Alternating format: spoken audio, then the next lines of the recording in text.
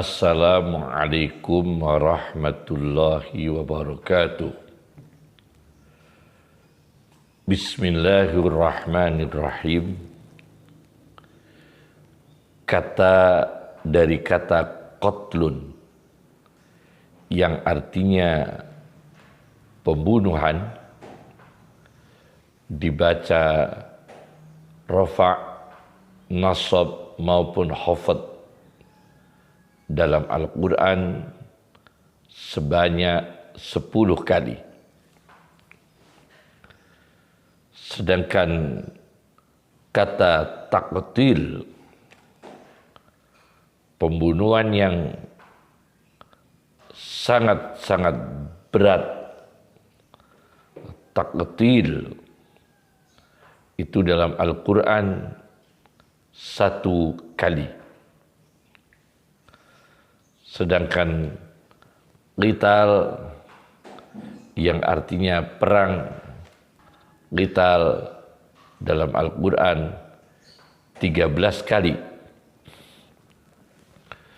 Sedangkan qatla jamak dari kata qutil yang artinya orang-orang terbunuh, dalam Al-Quran kata qatla 1 kali.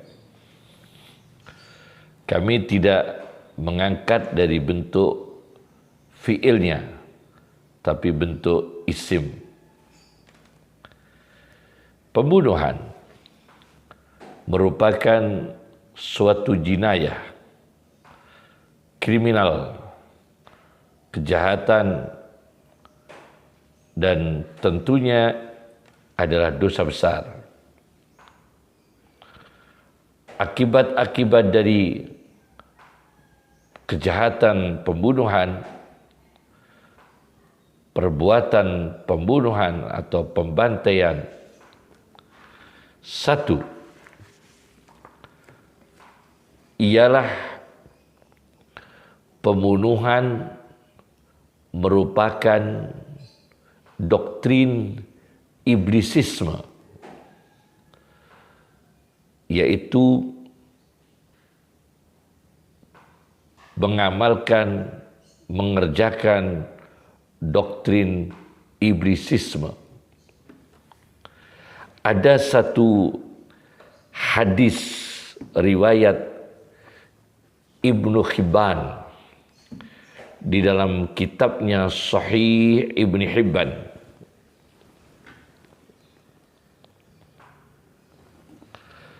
Hadis nomor 6156.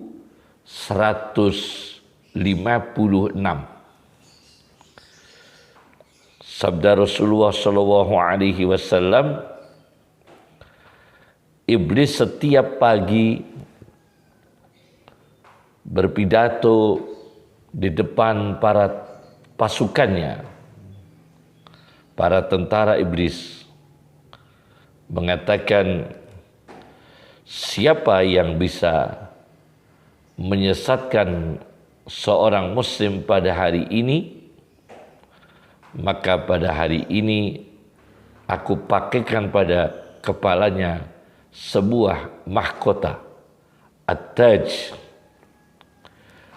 Akhirnya pasukan iblis ini, tentara iblis ini datang satu persatu dengan melaporkan keberhasilannya menyesatkan seorang muslim.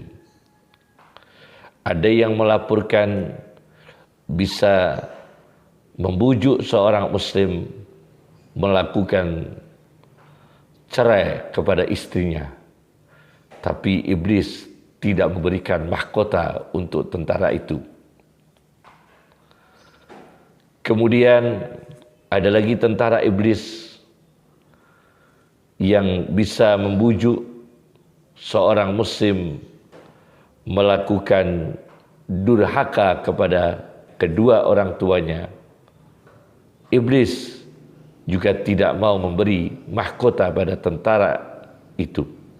Kemudian ada tentara iblis datang lagi melaporkan bisa membujuk seorang muslim menjadi musyrik, itu pun tidak diberi mahkota oleh iblis.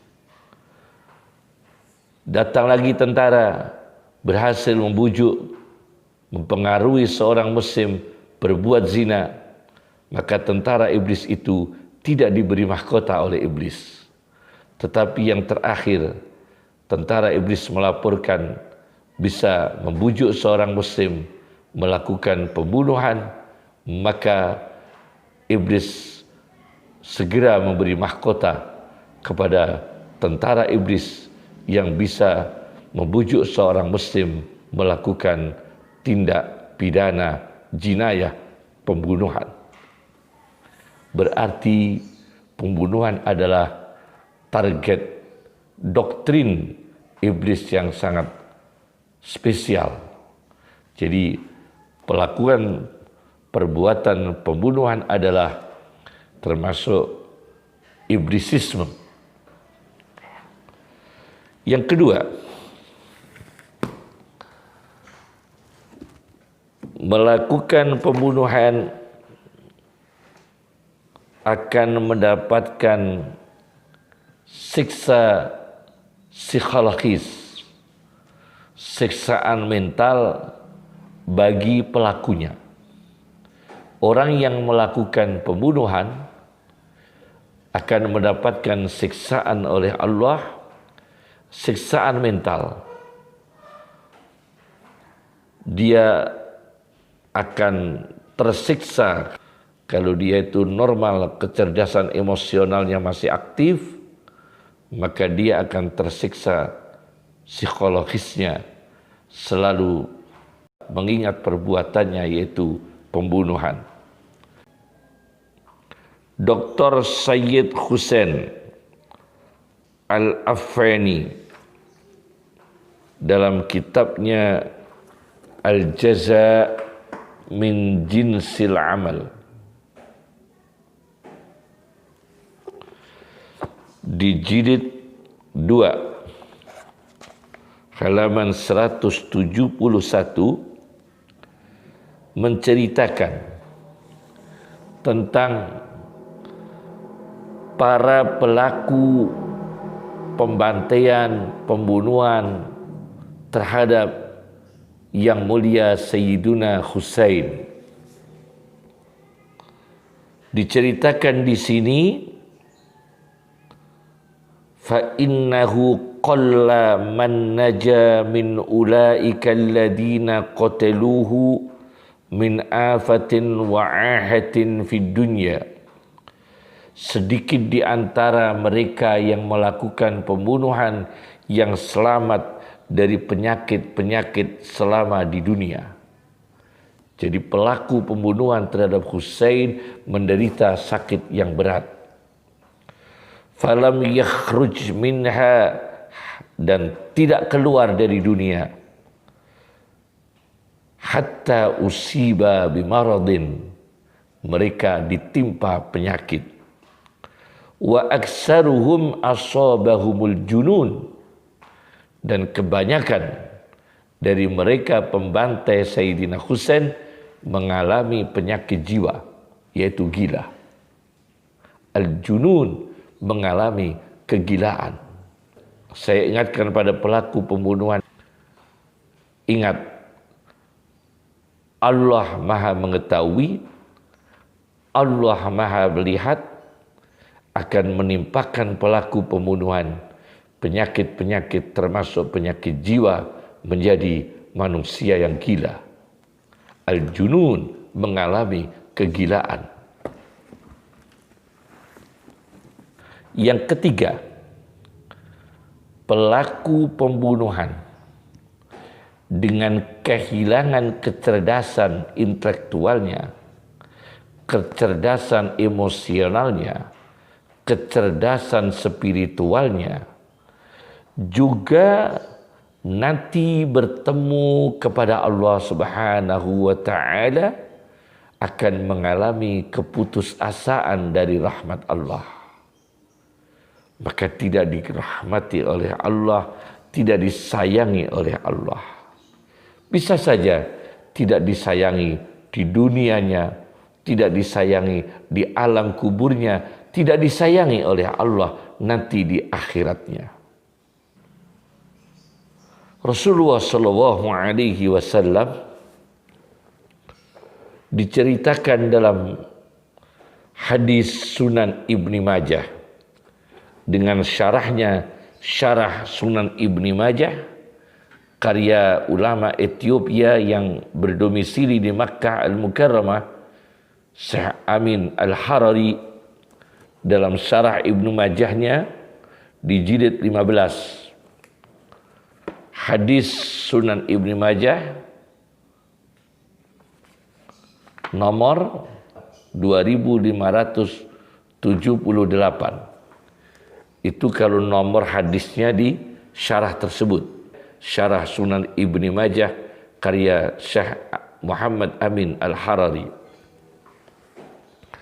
Diceritakan Rasulullah Shallallahu Alaihi Wasallam bersabda, "Man a'ana, barang siapa yang membantu, ikut memberikan masukan, ikut memberikan dukungan moral, ikut memberikan sumbangan fikiran, atau ikut membantu peralatan, ikut membiayai ala qatli mu'minin, untuk membunuh orang yang beriman, bisyatri kalimatin, dengan separuh kalimat saja, dia membantu, mendukung yang membunuh orang beriman dengan separuh kalimat, entah itu kalimat sumbangan pemikiran, atau kalimat berisi sumbangan dukungan,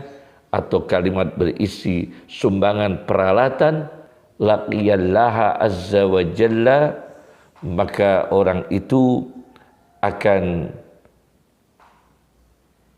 bertemu kepada Allah Subhanahu wa ta'ala, maktubun baina ainaihi, dan ditulis antara dua matanya, ditulis antara dua matanya ketika dia bertemu dengan Allah, ketika kematiannya di dunia, ditulis ayisun min rahmatillah, antara kedua matanya itu ditulis orang yang putus asa dari rahmatnya Allah. Ini diceritakan hadis ini, dia bertemu kepada Allah dan antara kedua matanya ada tulisan putus asa dari rahmat Allah. Nah, putus asa ini bisa saja ketika bertemu dengan Allah di akhirat nanti, atau sudah sejak di dunianya. Ayisun min rahmatillah, dia putus asa dari rahmatnya Allah Subhanahu wa ta'ala. Yang keempat, orang yang melakukan pembunuhan akan mengalami siksaan arwah. Arwahnya akan disiksa oleh Allah Subhanahu wa ta'ala. Bukan hanya nanti di dunianya, tapi di alam arwah dia tersiksa. Ini dijelaskan oleh seorang ulama besar dari Samarkand, Uzbekistan, Abu Lais As-Samarqandi, di dalam kitabnya Qurratul Uyun wa Mufarrikhul Qalbil Mahzun. Qurratul Uyun wa Mufarrikhul Qalbil Mahzun. Di tepinya Mukhtasar Tazkirah Al-Qurtubi karya Abdul Wahab Asy-Sya'rani di dalam halaman 75 diceritakan ditemukan sumur Barahud, sebuah sumur di negara Yaman, tempat menyimpan arwah-arwah yang tidak diridhoi oleh Allah, arwah yang disiksa, arwah jahat, arwah yang buruk, arwah yang tidak beriman, arwah yang melakukan kezaliman. Termasuk di sini ditemukan di dalam sumur Barahud adalah rohnya seorang pejabat, Abdul Malik ibn Marwan, tersiksa di dalam sumur ini. Ditemukan ada seorang datang di tempat ini dan mendengar siksaan di dalam sumur tersebut, sumur Barahud. Ternyata yang tersiksa di dalamnya itu diantaranya mengaku bahwa saya ini rohnya Abdul Malik ibn Marwan. Siapa Abdul Malik ibn Marwan? Dijelaskan oleh Ibnu Katsir di dalam karyanya Al-Bidayah wan Nihayah, sebuah kitab tarikh karya Ibnu Katsir Ad-Dimashqi, di juz 9 halaman 70 diceritakan, wa kana Abdul Malik ibn Marwan lahu iqdam ala safkid dima, banyak melakukan pelanggaran HAM berat, yaitu pertumpahan darah dan pembunuhan. Ala safkid dima, banyak melakukan pelanggaran HAM berat, yaitu melakukan pertumpahan darah, yakni pembunuhan. Ini di dalam kitab Al-Bidayah wan Nihayah karya Ibnu Katsir, juz 9 halaman 70. Yang kelima,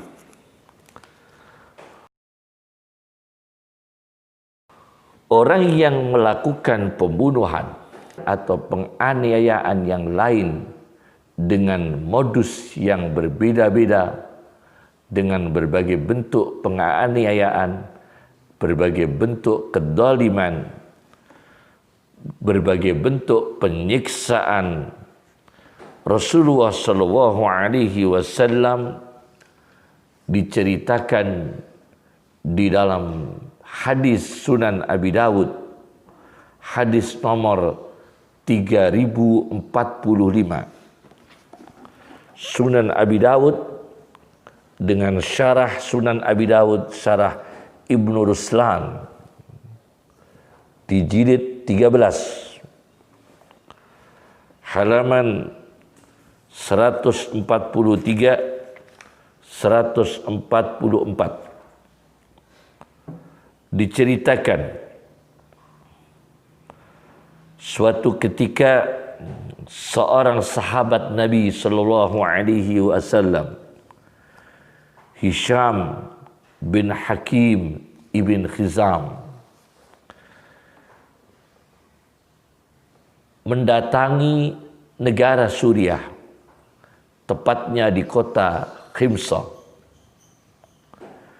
Di sana sahabat Nabi ini, Hisham bin Hakim bin Khizam, menemukan kepala daerah tersebut sedang menyiksa, menjemur orang-orang yang belum bayar pajak, dipanaskan di terik matahari, disiksa oleh kepala kota Himsa atau wali kota Himsa, sedang menyiksa, menghukum orang-orang yang tidak bayar pajak atau terlambat bayar pajak, dihukum di terik matahari yang panas. Apa kata Hisham? Hisham kemudian mengingatkan kepada wali kota itu, menegur pada wali kota itu, mengingatkan, kata Hisham bin Hakim bin Khizam, aku mendengar Rasulullah Shallallahu Alaihi Wasallam bersabda, Innallaha yu'adzibul ladina yu'adzibuna nasa fid dunya. sesungguhnya Allah akan menyiksa mereka yang menyiksa manusia di dunia. Saya ingatkan, sesungguhnya Allah akan menyiksa mereka, orang-orang yang menyiksa manusia di dunia. Jadi pembunuhan, penyiksaan bentuk apapun akan dibalas oleh Allah. Menyiksa manusia akan disiksa oleh Allah. Allah akan menyiksa manusia yang menyiksa manusia. Assalamualaikum warahmatullahi wabarakatuh.